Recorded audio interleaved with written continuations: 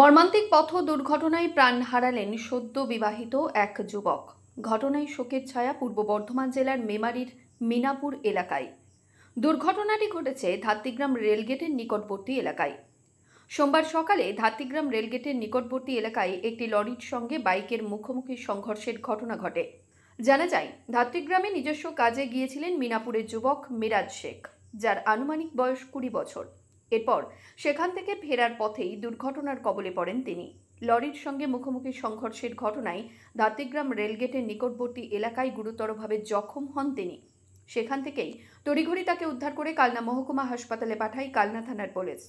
তবে শেষ রক্ষা হয়নি। সেখানেই কর্তব্যরত চিকিৎসকরা ওই যুবককে মৃত বলে ঘোষণা করেন। জানা যায়, রবিবারই বিবাহ বন্ধনে আবদ্ধ হয়েছিলেন বছর 20 যুবক মিরাজ শেখ। তারপর সোমবারেই এই মর্মান্তিক দুর্ঘটনা। স্বাভাবিকভাবেই শোকের ছায়া নেমেছে এলাকায়।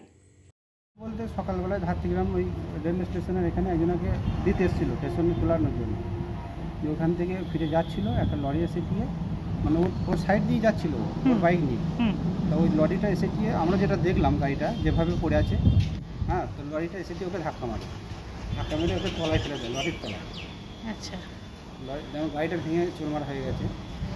তো ধাত্রীগ্রামে কার বাড়িতে এসেছিল? ধাত্রীগ্রাম বাড়িতে নয়, ওই রেল স্টেশনে একজনকে তোলা মানে ট্রেনে মানে তোলাতে এসেছিল। আচ্ছা, আর এনার বাড়ি কোথায়? এনার বাড়ি হচ্ছে বোহার। এনার কি বিয়ে হয়েছিল? বিয়ে কালকে হয়েছে, গতকালকে বিয়ে হয়েছে, অনুষ্ঠান করে বিয়ে হয়েছে গতকালকে। তবে এদের বাড়ি এখনও অনুষ্ঠান হয়নি, যে 2 মাস পর অনুষ্ঠানটা করে আবার মানে নিয়ে আসবো। তো বাড়ি ঘরদূর করেছে, জানালা দরজা এখনো হয়নি। আচ্ছা, তো সেইগুলো রেডি হবে, তারপরে মেয়েকে নিয়ে আসবো আমরা। মানে মেয়ের বাড়ি অনুষ্ঠান করে বিয়ে মেয়ের হয়েছে? বাড়ি অনুষ্ঠান করে বিয়েটা হয়ে গেছে। আচ্ছা আচ্ছা, তাহলে কলমা পড়ি।